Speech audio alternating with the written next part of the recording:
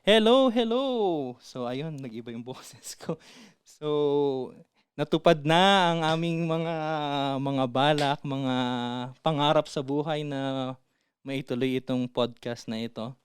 So, before tayo magsimula sa ating pinakaunang episode, magpapakilala po muna kami. Ako po si Lennon. Ako po ay isang fraile, isang religious. Currently ako po ay naka-station, 'di ba? Parang ano lang, parang mariner lang. Naka-station, based dito sa Espanya. Um, ang tribo ko po ay Society of Saint Paul. So ang tawag po sa amin ay Paulines. So currently I'm studying theology dito sa Espanya sa Comillas ang pangalan ng university. So I think okay na ako dun sa presentation. So, toka mo na, Sel. Ayun, magandang umaga o hapon o tanghali or gabi sa kung sino man pwedeng makapakinig nito. Ako si Russell. Dati naman akong seminarista. Pababata kami ni Lennon, sabay kami lumaki and nagsimula kami sa pag-sakristan. Nung college students kami, or seminarians, we just love sharing views, exchanging views, insights, especially kung ano natututunan namin sa classroom. And yun yung nagpunsod nitong podcast na to. Magbahaginan lang, magpalitan ng kuro-kuro, tapos kung may mapupulot kayo, edi maganda. Kung wala kayong pulot, wala rin naman kaming pake. So yun, dito ako, nagtatrabaho naman ako ngayon bilang kawani ng gobyerno sa Quezon City. Much likely, mas tayo naman ang buhay kahit hindi ka na seminarista. Yun, thank you. And welcome dito sa aming podcast. So, ayun nga, no. So, kung napapansin niyo po, hindi ko alam pa kung paano lalabas yung audio. Pero kung mapapansin niyo po, dahil magkalayo kami physically. Nandito ako sa Espanya, si Russell ay nasa Pilipinas. So, pagpasensyahan niyo na, hindi ko alam kung paano lalabas yung audio mamaya. Pagka nasa editing na, no. So, naisip ko lang, Sel, alam mo, kung siguro nung mga high school tayo, uso na tong mga podcast. Tapos, alam mo yun, katulad ngayon, madali na lang. Meron ka lang cellphone, pwede kang mag-record eh. Kasi nung panahon natin, ano pa yun eh, yung tanda ako, parang 4th year pa ako, 3rd year ako yung nauso yung touchscreen na cellphone. College na ako nagkaroon Oo, ng talagang matanda ka na kasi ang tawag mo dun is touchscreen. di ba? Ano na ba Apparently, ngayon? ang tawag dun is smartphone. So, technically talaga, although sinasabi nilang medyo makabago kami ng mga sa edad namin, pero lata kami ng lumang henerasyon. Talagang luma na. Alam mo nga, Traditional talaga kami. nung isang araw, tumawag ako sa bahay, no? So, kausap ko yung mga pamangkin ko. May mga pamangkin ako na, I mean, nakita ko sila nung mga bata sila. Pero simula nung pumunta ako dito, hindi pa kasi ako nakakauwi ng Pilipinas for 4 years. So, ngayon ko lang sila nakita ko sila na dun sa video call. Tapos ang lalaki nila. Tapos sabi na isa, nasa high school na raw siya. Sabi ko, tanda ko na ibig sabihin. Grabe, ang bilis ng ng panahon, ano? Totoo. Anong pangalan ng batang yung kalaro natin, hindi si Wewel yun eh. Si Penpen. Si Penpen, grabe, Magka-college dalaga na na si si Penpen. Penpen. Sus mio. Imaginein mo yun. Oo. And grabe. Of course, hindi nakakalam kasi nga, um, sa, sa isang sulok dyan sa Taguig City, nangungupahan dati yung pamilya ni Lenos. Ang base of And operations na. sakto, naging pagkakaibigan kami, nung sakristan kami, bago at pagkatapos ng meeting namin sa sakristan, papaschedule ka mm. kasi. Kung non-Catholic yung makikinig nito, ganun kasi yon. Hindi ka naman pwedeng pupunta ka na lang sa simbahan tapos magsasakristan ka. May May meetings konting kami. formality. Oo. Attend ka ng meeting ng alauna. Tapos, yan. Pupunta kami sa bahay nila Lenos. Nandun ang pamangkin niyan. Grabe, ano pa lang, mula elementary. I think grade 5 kami nung nagsimula kami mag-bonding doon sa Oo, bahay. grade 5, oo. Saksi yung bahay na yun sa Woo! pag-grow namin, hindi lang as mga Kristiyano. Actually, As mas a saksi yun person sa oo. pag-grow namin bilang tao. Doon nagbinata halos kami. Adolescence and everything. Nag-ano tayo doon, Totoo. kumakain tayo, nag-overnight na tayo doon. Umabot nga sa point na may mga nagde-date sa bahay. Oo, marami kaming tawag dun sa bahay na yun. Yung bahay ni Lennon served as, siyempre, chapel. Kasi, Oo. siyempre, so namin magparo eh. So, lahat ng mga religiosity and mga... yung mga hindi pwedeng Pwede ba i-express sa tayo labas ditong kasi gumamit weird. ng adult languages? Bawal Oo, yata. okay lang, boy. Ano tayo So, lahat dito? ng mga kasita namin, R18. lahat ng mga kasita namin, kasi mga weirdo kaming lumalaki nun. Adik na adik kami Super. sa simbahan. So yun, tapos library ni Lennon. Mhm. Samantalang sa akin, meeting area yan. Kasi medyo may pagka-sociable pa ako ng mga panahon yun. Ikaw nga ang pinaka-sociable sa atin. Mongoloid. Naisip ko nga, Sel, Yes. kung uso na tong podcast nung mga panahon na yon, o kaya yun nga yung sabi ko sa'yo, yung cellphones, mas mas madali na ma-reach, magkaroon ng phones, ganyan. I think magsisimula tayo nun ng ganito rin eh. Kasi do you remember yung mga natin kasama, si Francis, yung isa pa nating kaibigan na madalas din nating kausap. Yes. Sobrang dalas yung ginagabi tayo ng daldalan lang dyan sa may kalsada ng Lower Bikutan. Totoo, daldalan lang, random stuff lang. Pero bakit nga ba tayo may ganitong initiative or wild na pag-iisip? Ang point lang kasi, hindi lang talaga kami magsalita. And more specifically, may kami magturo.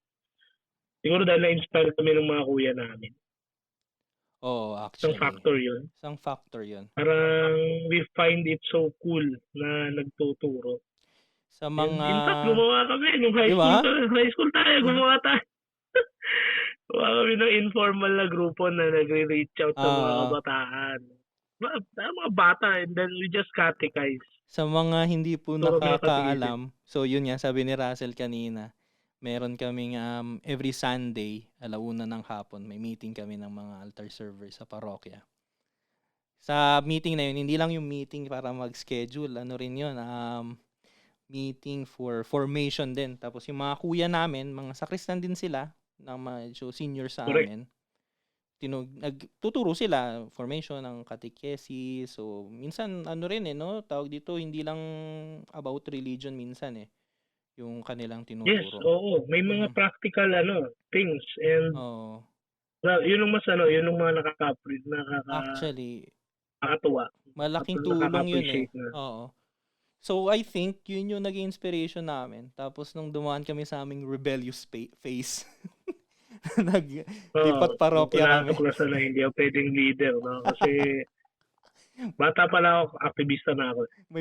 May papirmahan pa po kami noon ng may mga pa kami nun, formal letter, mga ganyan. Anyways, to cut the long story short, lumipat kami parokya, and then dun sa kabilang parokya parang in-entrust sa amin yung formation ng altar servers. So doon namin talaga na-appreciate yung teaching. Then nung pinabalik kami sa parokya, just 1 month ba o 3 months tayo dun sa St. Joseph? 1 year. 1 year. Oh, grabe, 1 year pala tayo. Pumabiyahe pa po kami kasi hindi naman ganoon kalayo, pero malayo-layo yun. Pero sinasadya namin ang kabilang parokya kasi mas gusto namin. Anyway, so yun nga, 1 year. Tapos pinabalik kami dun sa parokya namin. Kasi sabi nung paroko ay mga sakristan ko sila. Quote unquote. So, balik kami doon. Tapos, sakto yun na, na May. So, Flores de Mayo. Tapos, na-assign kami. Correct. Inas kami ng mga katekista. Kasi konti lang ang katekista sa parokya. Noong mga panahon na yun, hindi ko alam ngayon. So, konti lang yung mga katekista ng panahon na yun. So, inas kami na mag-assist, na magturo sa mga bata. So, doon namin talaga na... So, yung Flores de Mayo. Aha. And then after that, yung ano na natin, 'di ba? Yung mga pupunta tayo kung saan-saan, nag-aano tayo, kakatikais Oo. tayo. Oh, Some point kaya na, parang, di na kami kasya dun sa shell namin. aha.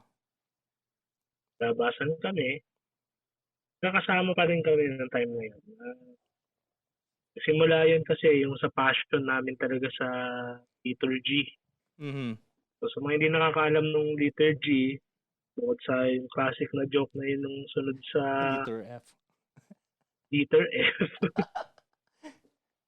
Liturgy, yung mismong form, yung process, kung paano ginagawa yung rituals, yung public worship ng Catholic Church. Liturgy ang tawag doon, kumbaga sa technical terms. So, yung passion namin sa liturgy, kataon, na naka-encounter kami ng iba't ibang klaseng tao na very passionate din doon. Then, attached doon sa topic of interest, yung iba't ibang mga interest tulad ng mga punto, relics, Ah, we. kasi yan, yung traditional Latin Mass. Bottom line, talagang tinulik din namin yung Actually, yun ang ano eh. Yun ang high school life natin eh. Yung ano, yes, 'di yes, ba? oo. I Ang mean, we weird always dati kasi kaibigan ko yung postman eh. Tapos magugulat ka weekly may darating na relic dun oo. sa school. Si Russell talaga ang ano, ang pinaka nagsusulat Oo. kasi si Russell talaga ano, nag-a-ask siya. Ako medyo mahiyain ako noon. Ang mga, well, Oo. within friends, normal. Pero pagka sa ibang tao, mahihain ako. So, hindi ako pala sulat, mga ganyan. Sila Russell, medyo mas malakas ang loob. Ako, hindi ako nagsusulat noon. Pero nakaka-receive ako through friends. Kay si Russell, binigyan din ako no one time. May iba ring mga taong nagbibigay sa akin. So, Kaya apparently, mm, kasi, sa dahil parang yun yung uso lang din. So, merong oh, belief na actually. kasi, parang helps you to become better. Oh, Actually, looking at my life, aha. ah, well, siguro dahil buhay pa ako ngayon, baka totoo rin naman. Oh, we are always in Ah, the way to become better naman eh. of course, yes. Although that So, yun. stage of our life nga talaga, parang naging ano siya, first, naging hobby, naging collection, and then, ewan ko, ako personally, dumating yung point na parang naging obsession. And then, I came to the Yes, yes, point I na, can resonate. di ba? Can resonate. I mean, may nagpaano pa po kay Russell, may nagpa-blatter pa po sa barangay dahil sa relic. Oo, and kung sa kaso namin obsession, yung iba talaga is talagang neurosis na. Oo. Impact sa Oo, nanakaw na siya. grabe yung sa ano, isa po naming kakilala na tago na lang natin sa pangalang ano, someone, no? Kung nakikinig man siya. Kung nag-exist pa siya, hindi ko alam actually, wala na akong balita eh. Oo nga baka nag-assume na siya ng bagong identity. And Oo. very dangerous person kasi walang hindi siya natatakot maging con artist. Actually, yung ano natin na yun, yung high school life natin na yun, ang dami nating na-meet ng mga tao, iba't ibang tao. Kasama yung mga taong ganito ka-weird, yung parang iisipin mo pang ano lang, pang teleserye lang ba? Yung mga pwedeng maging corn artist, yung mga buhay nila umiikot lang sa relics tsaka sa mga santo. So, ang dami nating na-meet Totoo. na ano, di ba? Although hindi po ano ang clarification lang namin, hindi namin sinasabi na masama yung mga relics or yung mga kung mag-aalaga ka ba ng mga images. Pero hindi kasi yun yung ano eh, hindi yun yung center, hindi yun yung essence ng kung ano ba yung faith. So, yun lang, ano lang talaga, iwas lang lagi sa extremes, di ba? Sabi nga 'di ba ano, virtue lies in the middle. So minsan at that time, at that stage of our life, I think umabot tayo dun sa isang extremity na naging extreme tayo. Yes, naunahan mo ako and tama yun. Ako, I totally agree. Yung ang ano ko dyan, ang take away ko dyan is siyempre dahil nag-explore tayo sa life yung yung mga unang bagay na makakamit natin or mai-encounter natin, we tend to focus all our attention doon. Mm, Yung obsession, kasi nga, wala tayong experience eh. exactly. Yun ang building block ng experience natin. Totoo yan. At saka sa mga Kaya hindi na-miss po natin yung point. sa mga hindi po nakakagets nung kami po ay mga high school dahil kami ay from humble, not too humble pero humble backgrounds. So wala po kaming mga mga PlayStation, mga Nintendo Wii, wala po kaming Game Boy. Game Boy, wala kaming mga ganon. Ang meron kami Meron lang kami pamasahe. pamasahe, pupunta ng Latin Mass, ng relics, magre-request ng relics, mag-iipon para sa sutana, mga ganun lang po ang aming kaligayahan that time. Totoo yan. Yes, that's true. Ang naging bisyo lang namin na laro was GTA, Grand Theft Auto San Andreas. Pero yan after meeting, maglalaro kami. Elementary tayo, halos elementary to mga first year, second year high school, no? Ay, grabe, naalala ko yung GTA San Andreas. During that time, 20 pesos pa ang isang oras ng internet, no? Oo. Computer rental actually. So, kahit anong gawin mo doon, pero 20 pesos. Oo. Hindi ko alam, nag-exist pa ba ngayon yung mga yung mga internet cafes? Kasi 'di ba dati yun meron pa rin. Meron pa rin naman. Kasi nga dahil pero after COVID, I don't think so. Parang nalugi. Oo, kasi Tsaka lalo na ngayon na yung mga tao may mga cellphone na and easier na rin mag-acquire ng mga laptop or PC, 'di ba? I think so. Kaysa nung panahon namin, may computer ka, napakayaman mong nila para sa amin. Yes, totoo yan. Totoo yan, humble background. Talagang pera. Grabe. Isang fond memory ko niyan yung minsan kapag medyo masaya at medyo may pera si Len. Si Leno kasi mapera talaga sa amin. Kumbaga lang sa kumbaga. Hindi naman malaki, pero pag siya nakakapera yun. Ang may pera talaga sa atin tayo ng corned beef na may itlog. Oo. Ay, oo. Si Luke pala, yung tropa namin. May pera sa atin. Talagang mapera. Pero hindi takot magtapon ng pera yun eh. Kaming tatlo ay tayo nila Francis ay yung mga taga-utang. Yung may 50 ka ba? Wala na akong pamasahe pa uwi.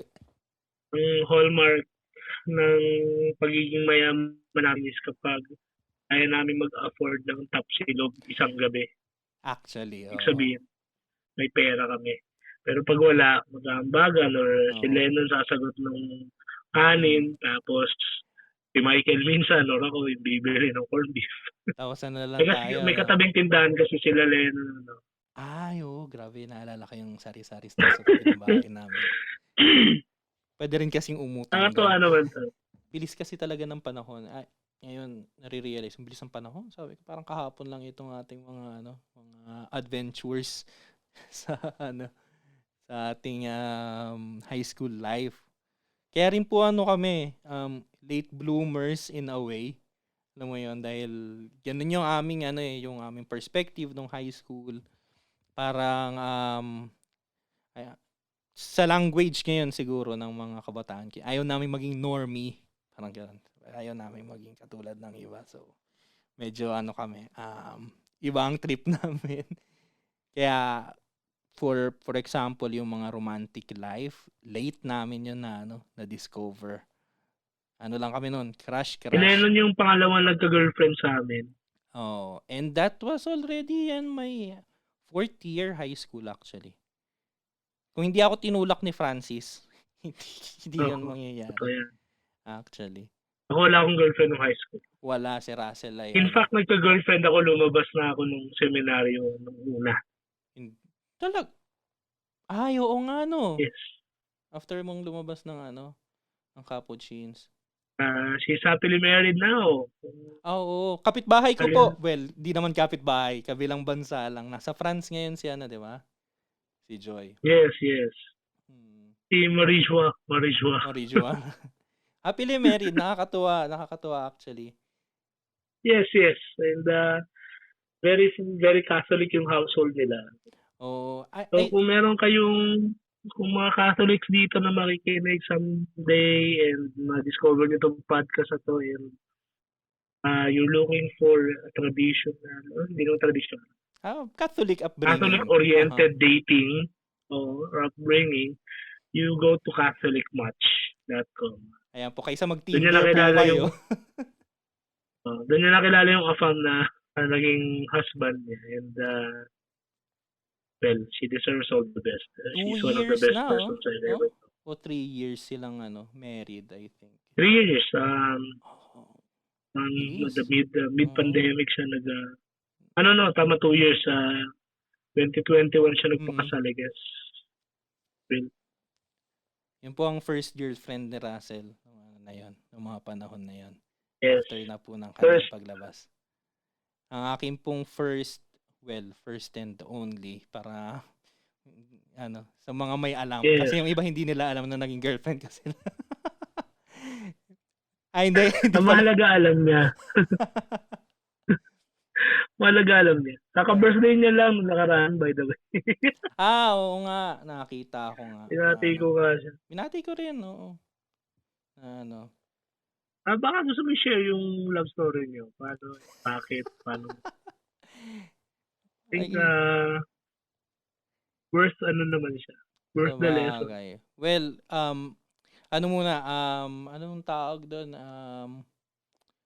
Nakalimutan ko, parang spoiler alert o mga PS muna tayo. So, ang kasi, ang normal na pag-iisip natin, 'di ba? Especially ng Filipino Catholics na parang kapag ka magpapari pa lang hindi papari. Pagka seminarians ganyan, dapat wala hindi na nag-iisip ng love life, hindi na tumitingin sa babae, anything like that.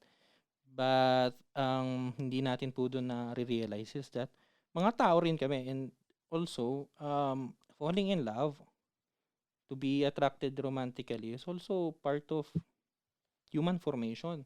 Makakatulong din yun sa amin sa paglago namin emotionally, psychologically. So, ayun po. I had a girlfriend, isa lang siya. Yung iba ay fling na. Wow, fling. So, Name drop. hindi ko alam, kailangan natin ng permission niya para i-name drop. Kasi baka ma-NTRCP tayo. Malay mo, 'di ba, sumikat tayo tapos ito pala. So, tsaka hindi ko alam actually kung may boyfriend na siya ngayon, so mahirap name drop. Anyways, yung akin pong ex ay hirap magkwento punyeta kapag ka may ibang uusap. Ang akin pong ex ay po siya, salmista siya. Sorry, bago mo ituloy, saan ba ito saan ba ito ma-upload? Wala pa akong idea, boy. Ha? Inisip ko sa Spotify actually, tsaka sa Apple, podcast. Actually, kailangan ko pang i-research kung paano gawin. Importante yung nagawa na natin, nakapag-record na tayo. Sige.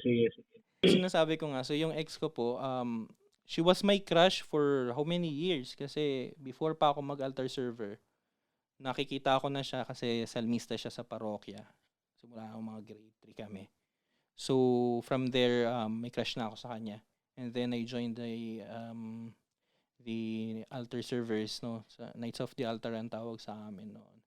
So, but it took years actually, hanggang magfo-4th year high school na, nung medyo, yung kasi yung isa namin kaibigan si Francis ay very, very sociable siya. I mean, unlike si Russell din naman ay sociable, pero more on, tayo within the circle. I mean, si Francis ay mas open sa ibang mga tao. Sa youth ministry, halimbawa, sa mga choir, ganyan. So, ayun, si Francis very sociable, naging kaibigan niya yun, yung crush ko. Tapos, ayun na, to cut the long story short, so si Francis talaga, ginawa niya na paraan, tinulak niya ako doon, tapos, ginawa niya paraan na magka-exchange kami ng numbers. And then, we became a couple that time. And also, actually, By that time, dahil fourth year na, nag-iisip na kaming pumasok ng seminaryo. Si Russell ay nasa seminaryo na kasi ahead siya sa akin ng 1 year eh. Si Michael din yung isa pa naming kaibigan nasa seminaryo na.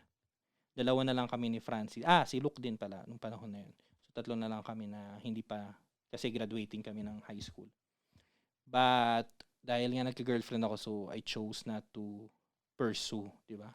So, ano rin kami, mabot kami for 5 years. 5 years na relationship.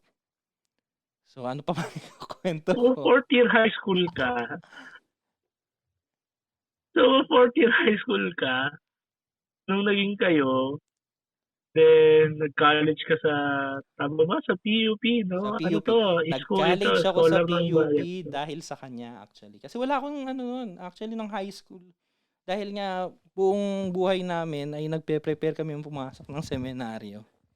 Especially nung panahon na yun actually, ang idea ko lang ng seminary ay either diocesan o Don Bosco, Salesians. Tapos nung pumasok sila Russell ng That's true.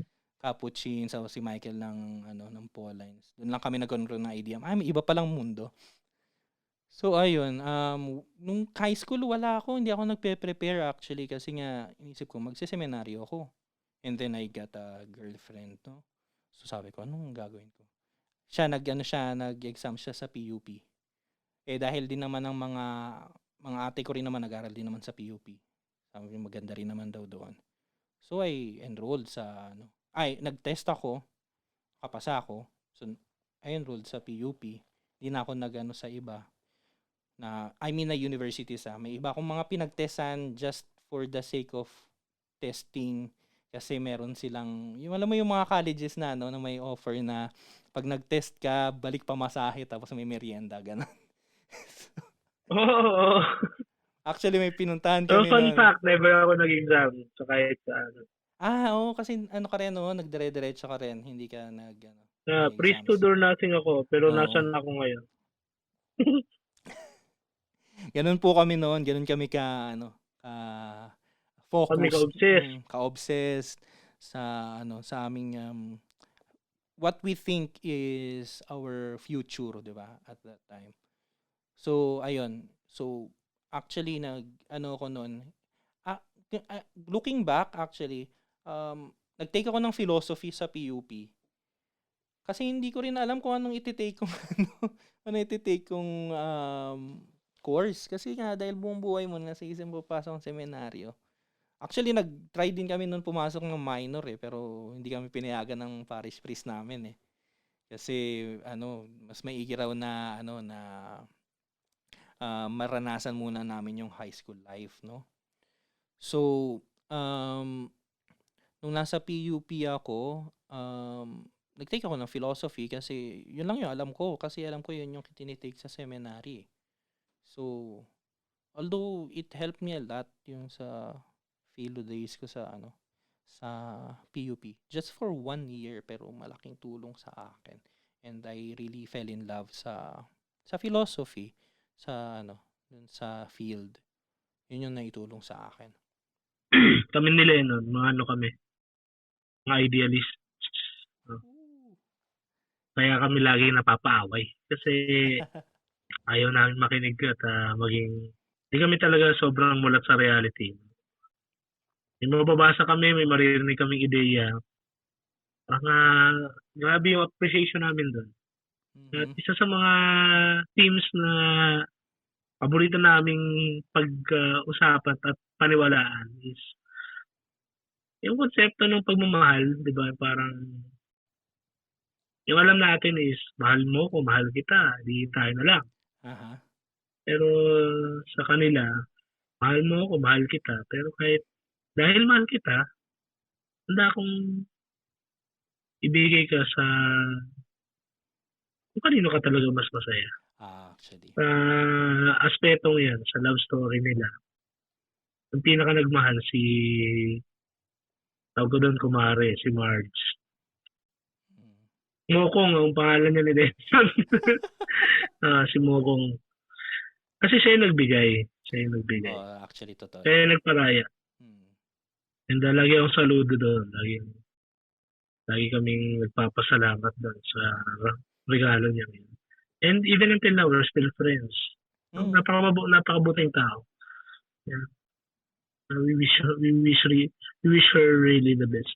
Actually, sa lahat ng Ah, mga ano, ayun ko I'm just proud of her kasi sa lahat ng mga naging ex natin sa circle, isa siya dun sa iilan na hindi ba nag-break ng ano, ng relationship sa inyo halimbawa.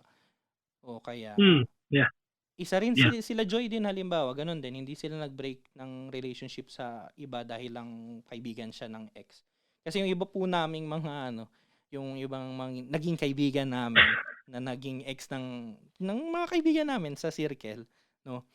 After nang nag-break, wala na rin, hindi na rin kami kaibigan. Sabi ko, ay, parang nakakalungkot Totoo lang yan, ba? totoo yan. Apparently, ewan ko, masasabi ko lang dyan, it's about values. Oh. Wala pang term na influencers. Meron meron kaming ganong tendency. Hindi naman siya mentality. It's more of a tendency na kahit saan kami mapunta, basta magkakasama kami.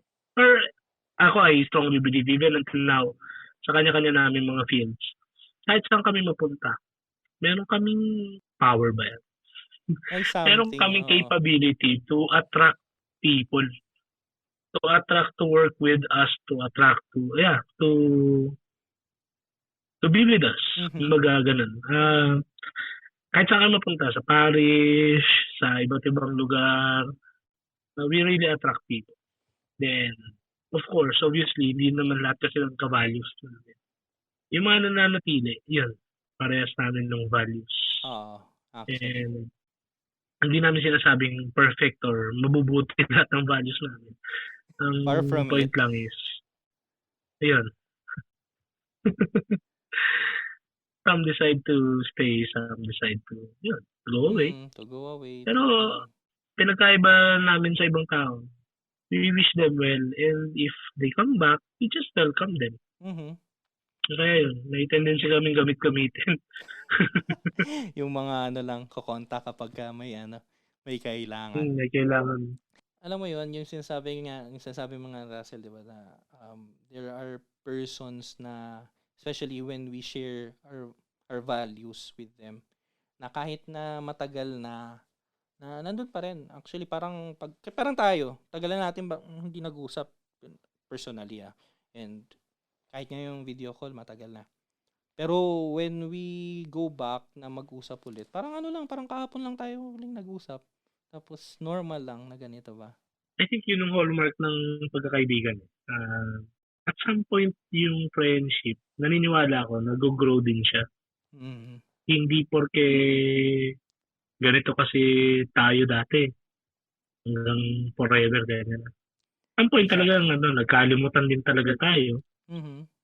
Opo, dumating kami doon sa ganung Ang panahon. pinakaiba lang kasi, oo, no, kasi marami kang makikilala, no? Oo. Marami kang makikilala. Ako yun, ako talaga actually. Kasi ambisyosong tao ako eh. Ako yung pinaka-ambitious sa amin. Hindi naman dahil ambitious na talagang intentionally ako umaalis, no? But rather, kung saan ako makapunta, I really make the most of it. Mhm. Halimbawa, pasok ako seminaryo ulit, bumalik ako, nasign ako sa Pasig, and I began to form friends there. Ayun, sila naman yung pinag-posan ko. Oo. Kalimutan ko yung No, pero dumating bottom ka line naman doon. sa sa point na trinay mo ba na na i-bridge kami sa kanila. Dinadala mo ako noon. I think Oh yes, si yes. Francis dinadala mo na rin Oo. nung mga nakaraan sabi niya sa akin Dinala mo siya dun sa Pasig sa anong tawag nga ba ulit dun sa association ninyo? Gemma Galgani, di ba? So sabi niya sa akin dinala mo raw siya bago siya bumalik ng seminary. Oh yeah, yeah, yeah. Totoo yan. Tapos yung sa Santa Marta rin noon, dinala mo rin ako noon para ma-meet sila Apple. So, ganun lang din ako eh. Kasi ganun din yung mga kaibigan. Actually, yun Kung yung sino ng circle of friends nila. yun yung gusto ko sa iyo actually, Russell kasi ako personally, especially nung mga una, natatakot akong mag-fuse ng circles kasi baka hindi mag-click. So nung inintroduce ko actually kayo kanila Ronel sa kay Kier. Medyo kinakabahan pa ako noon. Actually, hindi ko kayo ni-introduce eh. Naging ano na lang yun eh. Parang organic na lang, di ba? Na parang nag-click din yung kayo. Minsan nga, mas nakaraan alam ko, mas nagkakausap pa kayo nila Kier kaysa sa amin ba? Well, ganun. Masaya din. Masaya din kasi yung mga kakaibigan ko eh. And talaga eh. Para kaibigan kasi talaga tayo. I realize na napakalaking bagay para, especially sa akin ngayon sa stage ko ngayon na nasa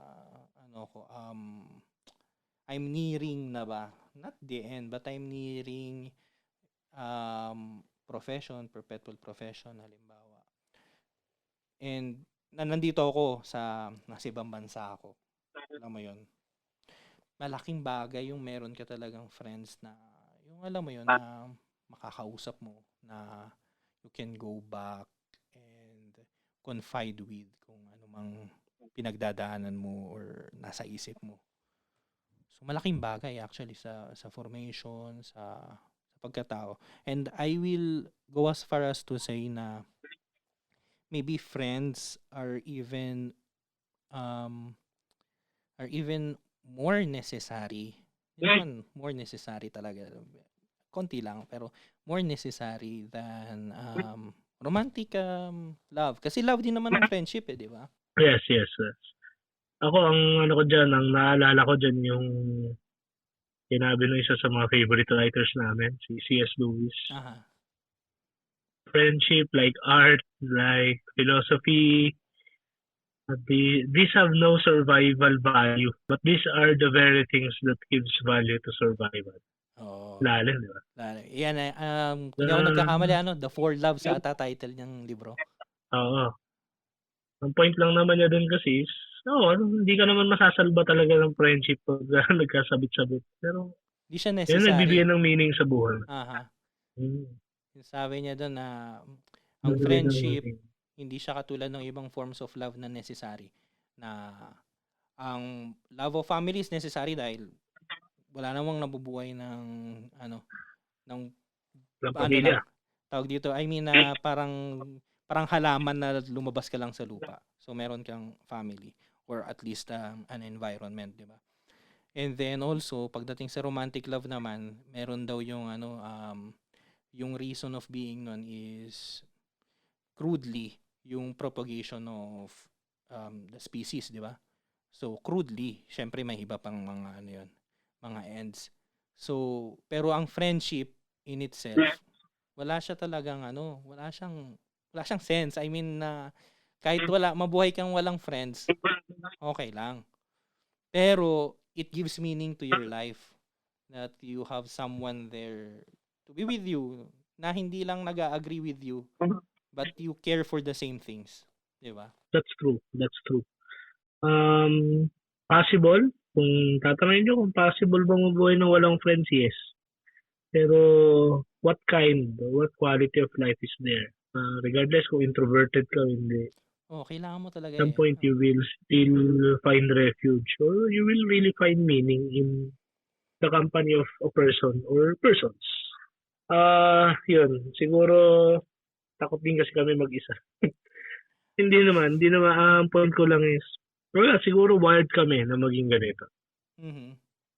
Kahit saan kami mapadpad, we form bridges, we form relationships with people.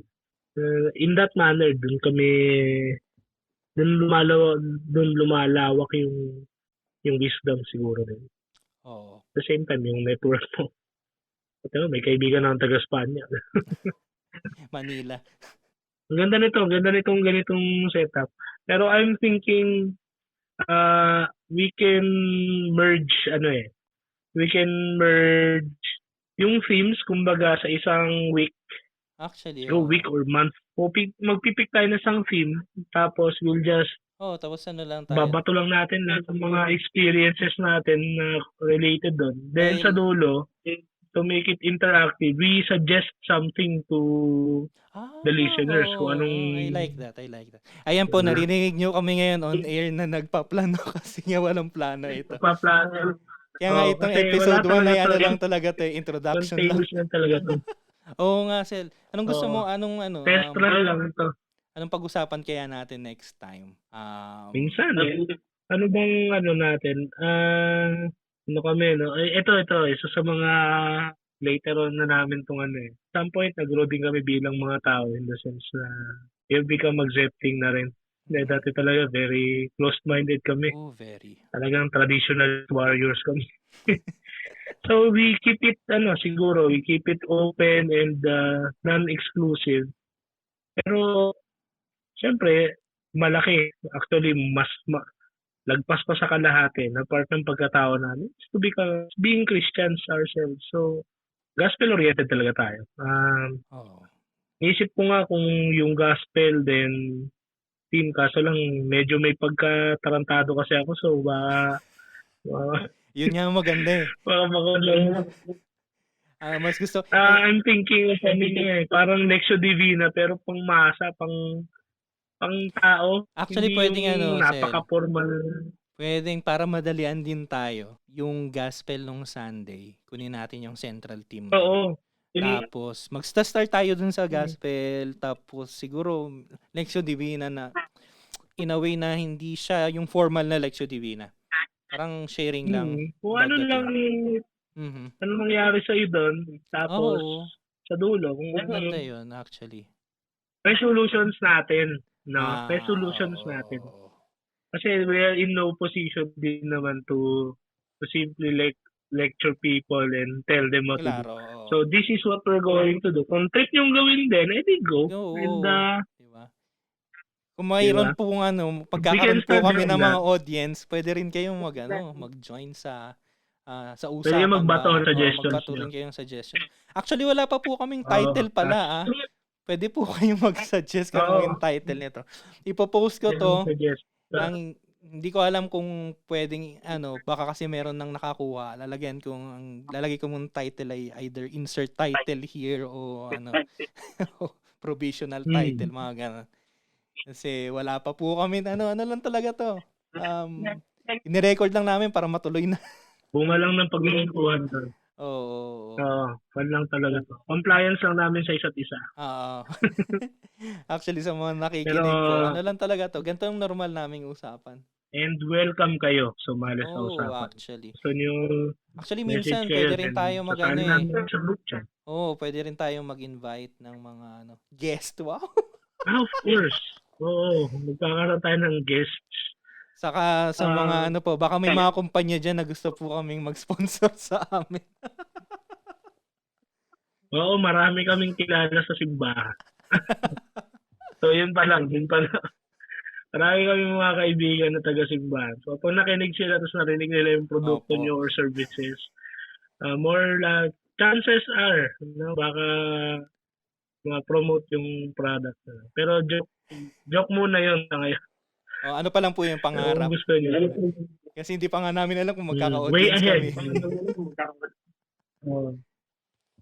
Yes, actually wala.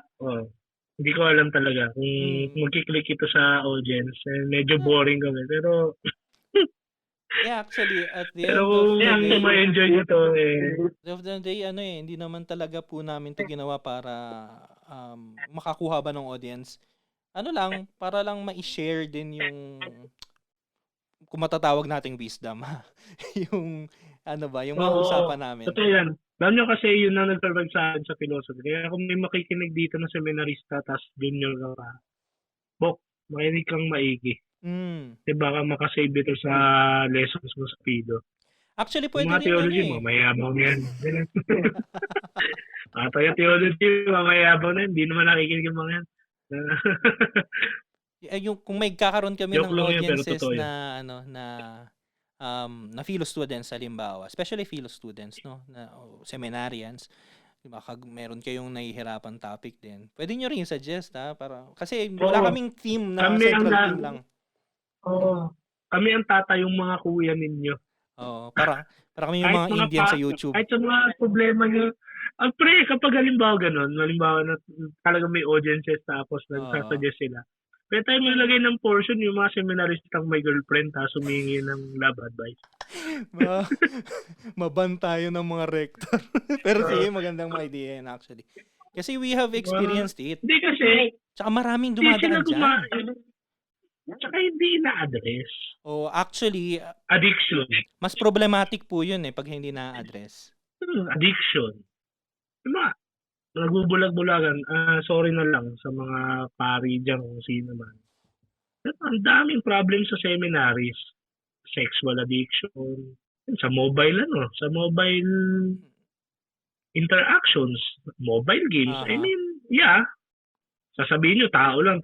Pero kapag pag kayo okay lang sa inyo, tapos pag ang rigidity, papasag sa bata.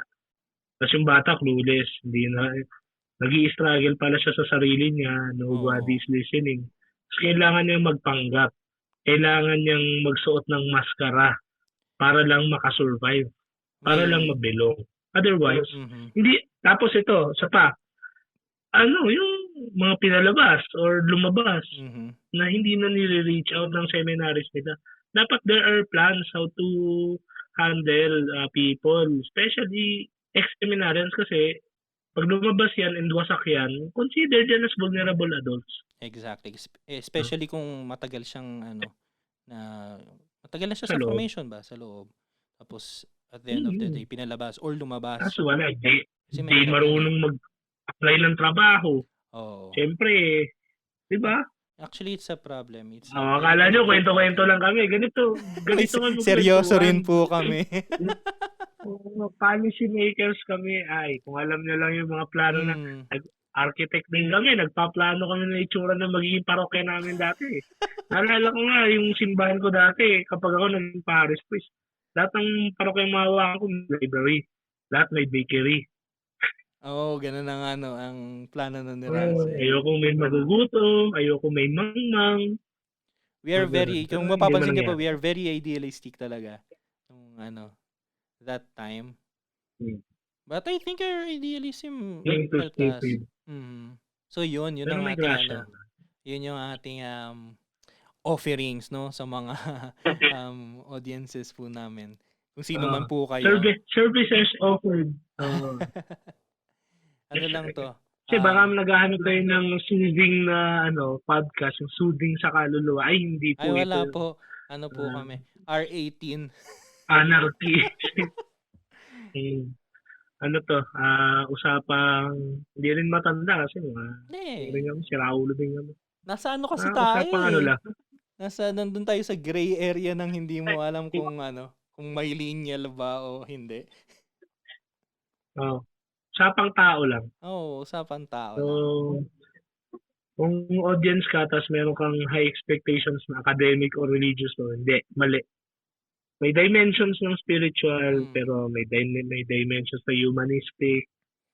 May pagka-academic din, pero may practical din. May pagka-practical din. Wala, kasi gusto lang talaga namin magsalita. Gusto lang namin, oo. And, kasi lahat ng tao ngayon may podcast na tsaka, ayun nga, going back, yung vocation namin as teachers. Kaming dalawa, hindi kami nagtuturo ngayon actually.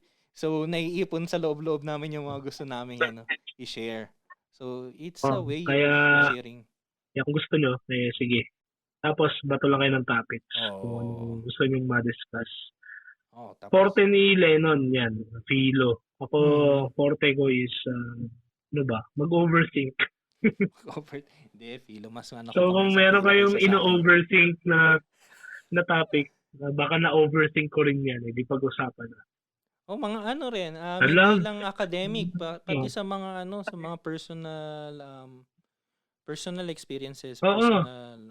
Life coaches din kami. Kahit na kami yung mga disasters, pero pwede kami sa disaster management. Yes. Kasi ang walis, kahit gaano kadumi yan, nakakalinis. Nakakalinis pa rin, exactly. Diba? Parang saka wala makakaintindi sa taong broken, kundi yung taong broken. Kung hindi rin Hindi kayo maintindihan ng mga feeling buo at feeling sobrang linis. I remember yung isang sinabi sa niya sa kung kabatch noon. Maganda yung yung imagery na sabi niya. we are broken healers. So, parang gano'n din tayo. Yun yung gusto naming ma-try dito. To become broken healers din, di ba? Kasi we are also aware of Wounded our own. healers. Wounded healers. Oo. Wounded broken. healers ni Henry Nowen. So, yun nga. Although maganda yun, nasa ano yan eh. May Japanese philosophy yan, pare. Yung kintsugi. Yung mga porcelain, kasi di ba uso yung mga porcelain na gamit din. Mga bowls, mga teacups, teapots. Once na nababasag, sa ating kasi ang tendency natin, pag nabasag yan, babalutin mo ng dyaryo, tatapon mo na. Sa kanila, they gild it with gold. So, it only shows na there's still beauty even in being broken, and mas valuable nga eh. Kasi gold talaga yung, I mean, in the ancient times, di ba? Molten gold yung ginagamit nila to meld or to connect again the broken pieces. So yun, mas nagiging classy. Kaya yung iba ngayon, parang intentional nilang binibreak yung gamit to gild it with gold. Eh. So yung kintsugi, di ba? Ganun din tayo. Kung feeling nyo broken kayo and parang wala na kayong value or wala nang saysay yung buhay, think again. You try to find the gold linings sa buhay nyo. Di man madali, pero we're very sure na meron. And meron. Pag makita nyo yun, you will look at your brokenness the same thing as before. Exactly. Mahirap kasi talagang kapag at the moment hindi mo mapapansin. Anyways, so naka-1 oras na tayong usapan, Russell. Oo nga. And hindi yata healthy sa isang podcast yung napakahaba. So I think 1 hour is ideal. So ideal. The shorter the better, I guess. Pero I think 1 hour is good enough. 1 hour. Pero naman spare time and you just want to hear the gospel for that Sunday, then you want to learn something new sa academically or something. Gano'n lang po kayo sa amin. We are you open. might hear on the right channel. Dahil wala naman po talaga kaming planong na talagang defined. Walang planong. Naunahan na kasi tayo, meron na kasing ang walang kwentang podcast. Meron na. Sayang, magandang title sana yun. Ano bang walang kwentang podcast. And nakikinig din ako doon. Idol ko yan, si Direk Tonet and si Direk JP. Mga mulat. Mga mulat na kasama sa pakikibaka. Iniisip ko nga, hindi kasi magkalayo tayo. Kasi dati nag-iisip ako ng podcast. Actually, para sa apostolate na parang books with beer o beer with books. Kasi meron naggawa ang podcast na books with coffee, parang ganun. So, ang idea nun is, wala, usapan lang tapos may beer ka, di ba? Nakatuwa lang ang idea. Pero tingnan natin, wala pa po kaming title. Titingnan natin kung paano mangyayari sa mga susunod na araw. Yes, I'm really looking forward to it. At least meron tayong form. Oo. We can start from that. Start from that and build up. Maganda to kasi alam nyo, catharsis din to eh. If you, kapag kayo, yung nakikinig sa atin, di ba kapag nakakapagkwento kayo sa isa sa mga malalapit sa puso nyo, you feel light afterwards. Kasi exactly. Pero emotional release. Tawag dun sa psychology is catharsis. Any form of release actually, pawis or excrements. Pero yung mag-share ka, nakakaganang puso. Kaya kung mayroon din po sa inyong gusto mag-share live sa recording, pwede rin kayong sabi. Mga gusto ng... Pero heads up, hindi kami nagpapayo. Hindi po. Pag may problema kayo or issues, share lang kami ng natutunan namin. Pero hindi namin i-impose sa inyo na, ito gawin mo. Kasi atrasado na yan. We are here to listen. The end of the day, kayo ang mga sagot sa amin. Exactly. Pwede namin kayong, sabi natin, i-guide. Although hindi kami qualified as guides. Pero pwede namin kayong i-guide. Maski mag-dictate kung anong dapat ninyong gawin. Hindi kami mga guru. Actually, gusto ko yung term ng mga Jesuits.